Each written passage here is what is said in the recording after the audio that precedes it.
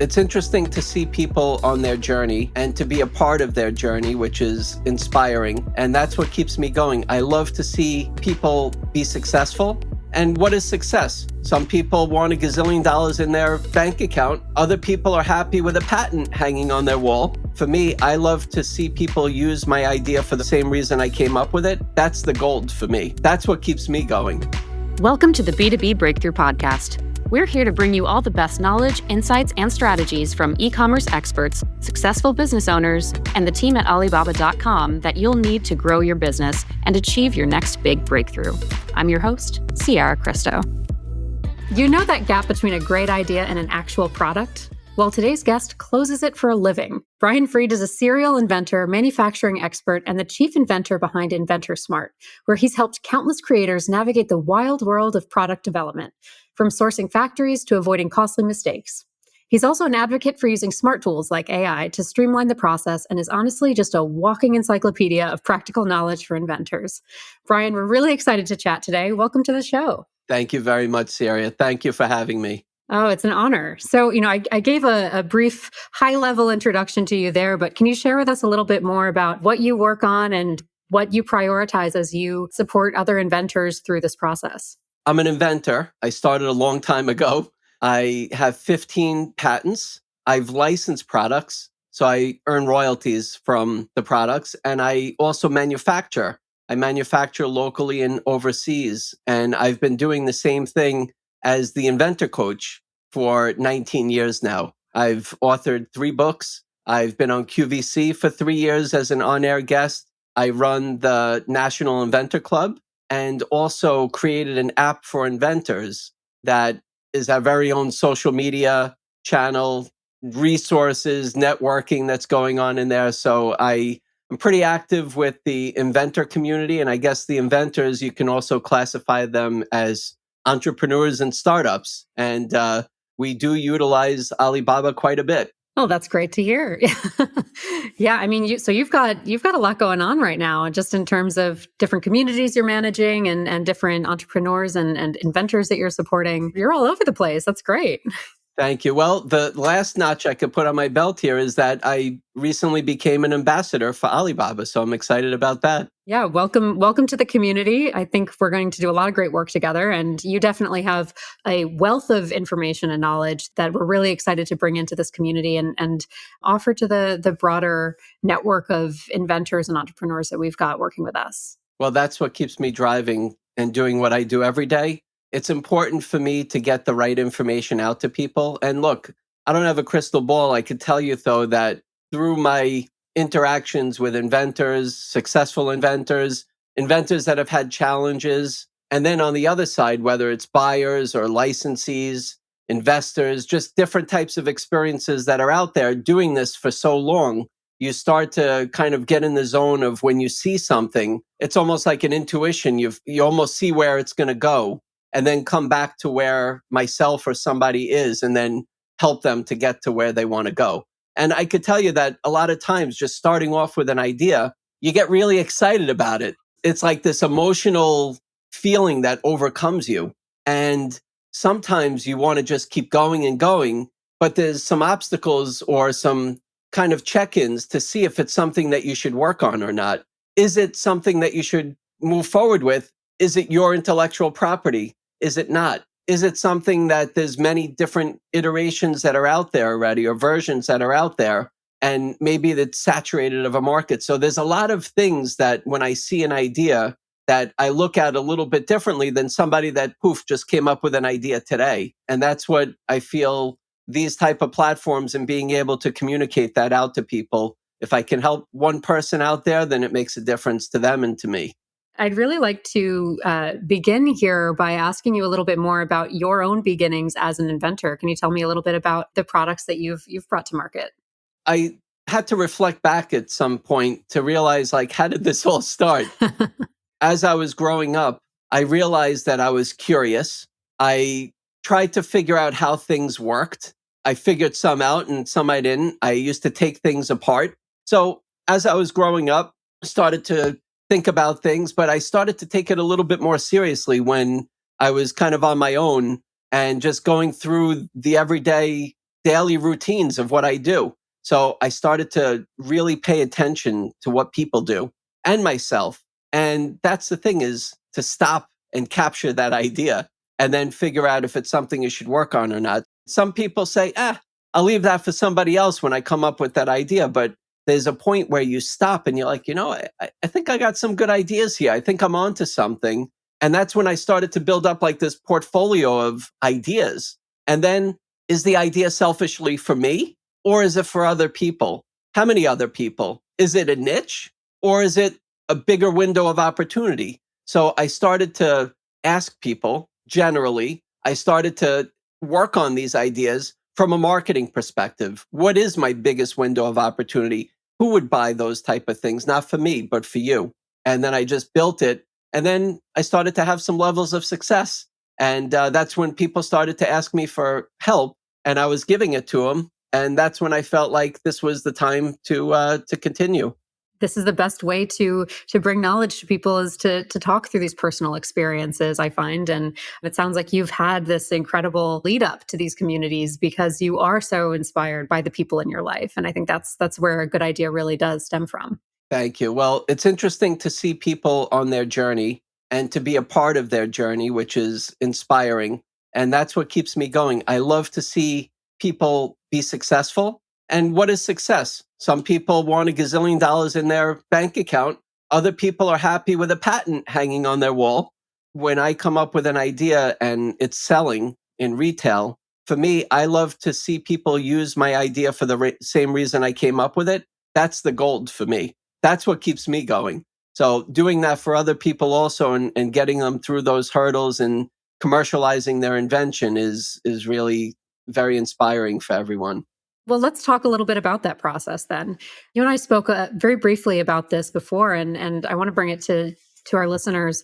The idea of that pre-sourcing phase. As you're starting out with this great idea that you have dreamed up, you need to bring it to someone who can actually manufacture it. And there's so many steps involved in that process.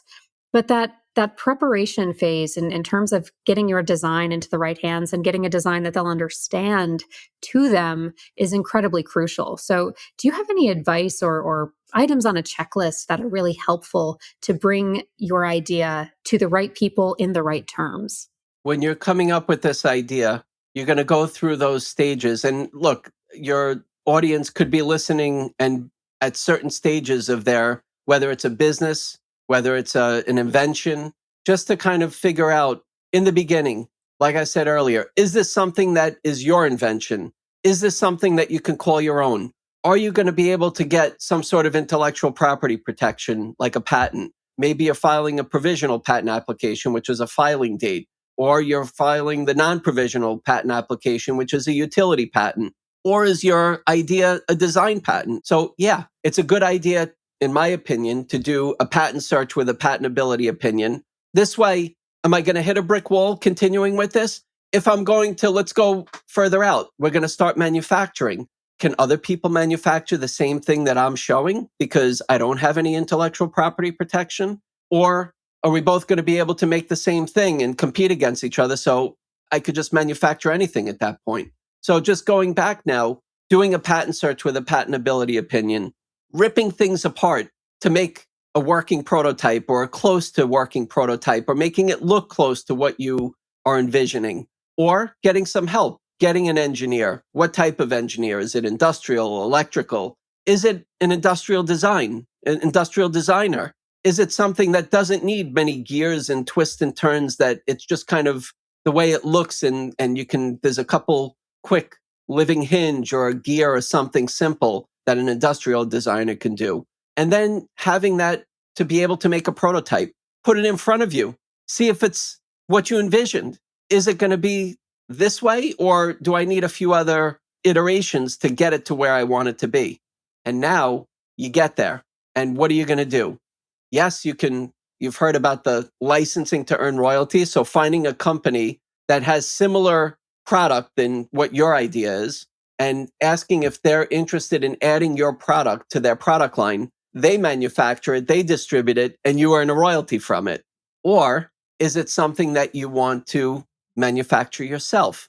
Are you going to go through the working with the factory and going through these things, and then dealing with accounts payable, accounts receivable, the shipping, the tariffs, all these different things that you need to learn. And is it possible? Absolutely. That's what I do, is kind of going through those motions quite a bit, making it easier for people, but you can figure it out too. You can find working with a factory direct. You can find a broker. And I know that it would be great to get into some of those steps of when you do find one, but being able to have something prepared first, like a CAD file or specifications to how you might want a cut and sew job, how you want something cut, maybe figuring out what materials you're going to use, the thickness, and you can work with your engineer or industrial designer to figure those things out and maybe get it close to what it could be with the prototypes to start. Yeah, the prototype piece of this is really interesting, and I want to talk about that in the context of living in a global society here. Just thinking broader and where you're going to manufacture these products, and how do you communicate something that's so physical, that's easy for you and I to sit down and for me to take a look at and get a feel for it. How do you communicate that effectively, maybe through CAD files and specs, but how do you communicate that to someone who's supporting you as a partner on the other side of the world? It's important, especially if you're going to manufacture, to pretty much get as close as possible to what it's supposed to be. Now, from my experience, let's say you came up with this idea and you're looking to manufacture a watch with some features to it. So what we want to do is, does it look kind of what you want it to be like in the finished product? Does it have electronics? Do you need a PCB board kind of programming? Or is it something simple? All these different things to try to figure out. But the more information that you have will help to determine finding a partner overseas. So a lot of times, Sarah, when I'm working with an inventor that comes up with something and they say, Brian, I want to manufacture this. You want to try to find similar products to yours that you've come up with and find and kind of search a factory. So I go on Alibaba.com, and now we have Axio, which is an amazing tool, an AI tool. You can create a whole business plan with Axio. You can also source products. But for us, when we're working on an OEM, which is a kind of an original design, you want to find factories that are OEM friendly. So on Alibaba.com, we have a way to chat with the manufacturer. And before you do, you can do some research. You could see how long they've been on Alibaba.com platform. You could see the reviews. You can see their website. Most of the websites that they have tours of their facility and their factory. So I kind of look at all that. And then I also look at the response time, which is important, that you have on your dashboard there also. And then I start chatting and I see their response time and I see that they are communicative, and I see if they're a factory that's open to working with an inventor, for example, with a new idea, or even if it's somebody that they might not necessarily call themselves an inventor, right? They come up or they're selling a product, but they came up with a new way to make that product work. They added something to it. It might not necessarily be patentable, but it could be something that they want to improve on a product. And that's the start of just being prepared before I present to a manufacturer. You mentioned a few things in there that are really helpful in starting that search from around the world. The virtual tours and chatting online, being able to communicate all hours of the day and night, or leave it until you're ready to work in the morning. So, part of that is as you mentioned, finding reliable OEMs. Can you tell me a little bit more about the real benefit behind identifying and vetting an OEM as your production partner? What is that unique ability or specialty that they are able to bring to the table that you find valuable to steer other inventors to? Well, when I am using Axio now, it pulls up the OEM factories for a particular product that I'm trying to work on with an inventor to produce. So I'll go through and I'll see that they're OEM friendly. I'll reach out to them. And when I talk to them, I'd like to know a little bit more about their factory. Are they making things for other companies and kind of like a contract manufacturer? which means that they're kind of like an order taker. One in, one out, one in, one out, one order in, one order out. Or do they have their own product line? Are they selling to retail? Is there a further opportunity to expand with them? Or I prefer not, because I want to know that my intellectual property is safe as much as I can. So I've done my due diligence before I bring my specs and all that to a factory. I'll talk to them. I'll see if they can either help me out with a prototype to see and have them understand the idea, just like I'm trying to show them. And it's not about me having to explain it. I can say, here you go. Here are my CAD files. You can pretty much read everything from there and understand how much material you need, what type of material. Maybe they'll ask a question or two, or maybe you know it. And then how long is the machine time? How long is the tooling? Is it a one cavity, two cavity tool? Is it every time? Here's the tooling that gets made: big steel metal plates, and the plastic gets poured down. And then when it's done, it opens and comes out. So these are the things that I want to understand. Like, I start to ask them about the products they have, and I want to do a simple transaction. Let me see the products that you're already manufacturing. Send some to me. I'll pay for the shipping. Send it to me so I can see. And are they receptive and responsive? Are they delivering when they say that they're going to deliver? Was it easy to make a payment to them? I've had some great experiences, and I've had some other experiences where I opened the box and I almost threw up. Okay. So being able to vet companies in a way that, just starting with a transaction, to be able to know that they're on the same page as you and you can work with them. Because, like for us, again, we get very excited and we're emotional about our ideas, but we want to be able to make good business decisions. One other really strong point that I do is, sometimes you don't know 100% who you're kind of speaking to. So I do like to have a video call, and I ask them, are you a salesperson for many factories? Do you just work with one factory? Oh, you work with one factory? Are you in the factory right now? I'd like to take a tour. Put me on video and walk me around. Let me see what you have going on. And I put them on the spot. But I need to do the best that I can without being in their factory at that moment, to be able to make a decision if that's a factory that's going to help me or my client. So it's all of these little tests to make sure that they're trustworthy and capable of fulfilling your vision and executing your plan. Absolutely. Look, I work with a lot of inventors, and so am I. But a lot of times we're not waking up, graduating college, or moving up in life going, you know what? I'm going to be an inventor. Most of the time, it starts off as a side hustle. You're making some extra income, residual income. Maybe you took a chance, maybe it worked, maybe it didn't. But if it is working, then it could turn into your full-time job. So you want to be able to figure out all these things, but you don't know this, right? Sometimes, like me, I'm coming up with ideas in the kitchen. I haven't cooked, but I'm coming up with ideas for kitchen gadgets and everything else. I'm just making a point. So I go to experts that are in the industry to say, can you design something that is consumer friendly?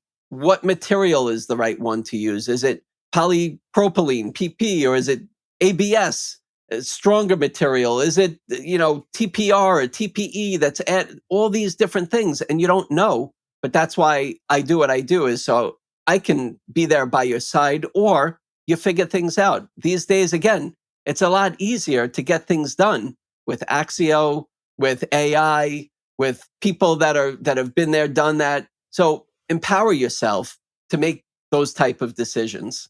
It's a great rallying cry, because there's so much information that is accessible to us, that is out there, but it's hard to find. And sometimes having someone like you to point you in the right direction and understand, what are the resources that are really going to be beneficial for me, is helpful in identifying, not even necessarily identifying the actual answer, but in identifying where my gap in my own knowledge is. Now, that's something that we've talked about Axio being really beneficial in identifying viable options. But you want to make sure that they are fully capable of executing that, of creating it with integrity, with truth to the actual designs. Is the complexity of sourcing holding you back? Are you getting overwhelmed by information in an endless search? Now sourcing for your business has never been easier. Meet Axio, the world's first AI sourcing engine that helps you source like a pro with 5 key features. You'll get product inspiration that leverages real-time market data from comprehensive web insights, social media trends, and B2B knowledge. Generate detailed requirements to find the perfect match from AI-verified products and suppliers through Axio's multimodal search. Use Super Comparison to easily discover and compare millions of products from leading suppliers, focusing on the best-selling and most competitive options. With Axio Page, you'll get AI-generated encyclopedia pages that compile verified product information for each SKU. And finally, leverage Axio Agent to streamline negotiations with conversation guidance, real-time summaries, and direct answers about products and suppliers without having to browse detail pages. Head over to axio.ai today. That's ACCIO.ai to try Axio for free and start sourcing like a pro. What are some of those gaps in knowledge that you see inventors come to you with most often? Where are people really missing information, and how can we fill in that info gap? I've worked with inventors because I've been in the beta testing of Axio. And when somebody talks to me about an idea, I can generally describe it in the platform, and it comes out with relevant comparisons. And yes, you can go to Walmart and go up and down the aisles of Walmart and say, oh my gosh, my idea is not out there. I'm going to be a gazillionaire because nobody else has this, and I'm going to do this. But there's also the US Patent and Trademark Office database. Maybe it was invented over 20 years ago and it's in the public domain and anybody can make it. Maybe somebody tried and it didn't sell and they stopped. Or maybe it is something to continue and to work on. But just seeing it and making a decision, if I see hundreds of the same thing that it is out there and mine is a bit of a tweak, do I have the marketing to be able to let people know that it exists? So I have many inventions that are unique. And for me to have somebody understand, like I have this collapsible egg tray, who's going on or going into a store thinking about a collapsible egg tray, right? So when somebody searches for it, I got to come up as a possible another solution to it. So is it a saturated industry? Is mine going to be enough of a difference to be able to call my own? And then starting to spend some money on intellectual property to protect myself with the patent, with a trademark, which is for the good name, the brand or the product. And there's one really strong way that myself and other inventors and entrepreneurs and startups, I know there's a lot of names there that you can classify them.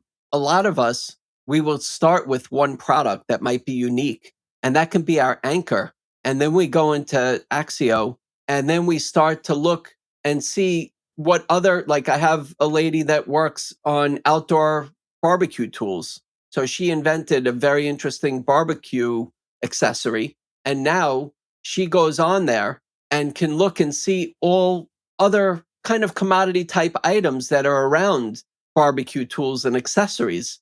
A lot of times people don't know what direction to go, Sierra. They don't know what's in their best interest. They hear these things they watch Shark Tank and they hear about licensing their invention for royalties. You see a lot of people coming on and manufacturing and coming into the tank, for example, with sales. So what do you do? Well, that's great for everyone else, but what about you? What do you want to do? And a lot of times for me, like I have to learn about you. I have to learn about your product or your idea. I see where you are, and then we figure out where you should go, and then come back to where you are, and then get to where you need to go. So it's a journey, and it's interesting, but being able to have the resources these days, different than when I first started, and here I go again, making myself an old man, but it's true. Things are so much easier. It's at my fingertips.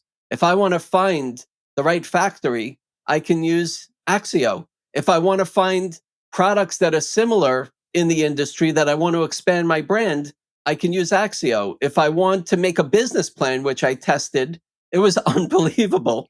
I put in, for example, I tried a barber shop, I tried a roller rink, And what was interesting is that it showed me all the things that I needed for those type of businesses. I was just playing around. I guess one day I needed a haircut, another day I heard about something else. But it's interesting because it'll give you a plan, give you some predictions of what those industries, their forecast of how well they do. And then it's going to also suggest some of the things that I need to buy.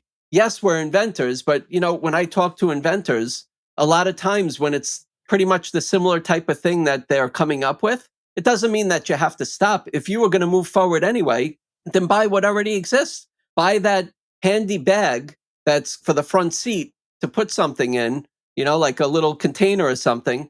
If yours was different, but there's similar ones out there, then buy those containers and act as if that was your invention without spending the money on patents, and put it on. Come up with a good name, add some other product to it, wrap it around in a brand, and now sell it. And that's the beauty of this today, is that things are so easy for us to capture and make something and build a brand on it. And you know what, Sierra, these days you don't have to be in a retail store to be successful. There's so many different ways to sell product, even AliExpress, Oh, right? yeah. There's so many different ways for people to sell and be successful. And again, what does success mean? That's for everybody, specifically for their goals to determine. But anything is possible these days. Anything can get done. Absolutely. And I think, you mentioned Axio being a great resource to crank out some extra ideas and to build out a plan and to really like help you understand those gaps. But for someone like you who is so well versed in this world and has this experience in how to, vet things manually and really keep an eye out for what to look for in a manufacturer. As you work with AI, where do you notice the shortcomings and where your own intuition can kind of fill in, and how do you reconcile the two notions? Because you have to trust your own gut at a certain point and say, yeah, it's a great idea, but it's not what I'm going for, and try to find a new way forward. It's trust. It's almost like you're talking to somebody and what they're giving you, do you believe? Do you validate? I'm very big into references. So how am I going to believe what you say? So I find myself bouncing to these AI platforms, and I keep mentioning it's a great tool. And I've had the chance also to work as a beta tester on it, to work with your development team to even tighten it up, like things that I was stuck on getting through things and then them fixing it and then making it easier. So I'm proud to be a part of that. And it's just knowing that these tools are available. So yeah, I can kind of work on some of the other AI platforms. And then I come in here for more of the business side, for more of the product side, for more of the manufacturing side, to really put it all together. And then again, going through and vetting the factories and then getting it to a point where I got my pre-production sample and I know that I can hit the green light, or the pre-production sample gets sent to the inventor and they hit the green light and now they have 3,000 units in their garage, and it's an amazing experience. And there's one lady that I worked with, and I don't forget this conversation. It's like, well, take a guess. Well, it's 25,000 for the mold, $3 to $4 per unit. Okay, so you have the CAD files, right? Let's go to a factory and let's check. So it ended up that the mold was $600 per unit, was 80 cents per unit. Wow. Oh, but I have to order hundreds of thousands of units at that price. Well, let's see. What's the MOQ, right? Minimum order quantity, 3,000 units. Okay, let's do some math. 3,000 units times 80 cents, $2,400 times 600 for the mold, 3 grand. He sold 3,000 units, 3,000 units, 5,000 units, 5,000 units. It's possible, but it seems like a lot of people think that manufacturing a product is like, maybe it is if you have something complex. It's possible, but yes, you may need to get investors or find another way, or maybe it is something to license because there's a company that already manufactures, distributes, and you earn a royalty from it. But you could do it yourself too. It's not that complicated. So these are the things that you got to kind of like vet and sift through to figure out if you should work on it or not. Is it something that's going to make you money? Is it something that's worth your time, money, energy, effort to put into to be able to start your own business or to see some return from your investment? Yeah. And I want to come back to this example of this woman that you worked with. So as you go through this process with her, and she had this trepidation behind trying to find a manufacturer and do it herself. So as you go through this process with her and find someone, you mentioned they can do it for less. They found ways, find the money efficiencies. And you spoke earlier about, the response time being something that you look for in a manufacturer. So as you worked with this, let's stick with this client as a case study here. What are some green flags that stand out to you in that manufacturer search to even know to ask for a quote? What I like to do again is to figure out what they do, their business. Are they manufacturing for other people or themselves and other people? Are they in the office? Are they a salesperson? Do they own the factory? Do I have access to the owner of the factory? Can I come and visit if I ever wanted to? Are you the factory or are you a broker? Do you rep many factories? Because now I have multiple layers of markups, right? Not only do I have to pay the factory, but now I have to pay a middle person. Are you going to be able to package it for me? Are you going to be able to handle the logistics of getting it to where I need to on time? So when I was working with my QVC products, I had a very short window of time to be able to get my product in there. Otherwise, I might be penalized. Yeah. So knowing that the factory is responsible and building the relationships with them is very important. And they're your partner. Yeah. And you want to be able to understand what your price is, what the expectations are with price breaks. And I feel like the respect is very important. Expectations is very important. Communication, deadlines, keeping your word, quality, right? These are things that I check off, Sierra, to know that I have a good factory. And you know what? Your platform, Alibaba.com, does a really good job. Like if I know that there's a factory that's been on for a while and I see the response times and I see that the chat and there's multiple people that I can chat with and I see the factory and I know that they have a website and those are things that I feel better about as a green flag rather than a red flag. You mentioned the communication being such a massive part of this decision. In the early stages, that's, it's really good to have that keen awareness of what indicates to you that they're going to be a good communicator. Have you found yourself further down the line in a process in a relationship with a supplier where communication took a nosedive and is just not it's not going in your way and you need to maybe part ways with a partner? How do you navigate a conflict like that when you're working on something that is so, as we've already mentioned, is so emotional for you as an inventor? It's not the easiest, and I've been in various challenges. Sometimes a factory decides to mark up a price, and if they mark it up, then you got to mark it up, and then it's either eating up in your margin or you got to offer that a higher price to the customer. And then are people going to still pay that, or are you going to lose sales? So you eat your margin. And is it to a point like if you're working with major retailers, for example? Even yourself, but you have margins and let's say you're working with a buyer and they have expectations of what you should sell it to them for and it's not hitting that. So is the factory going to be able to work with you or maybe not?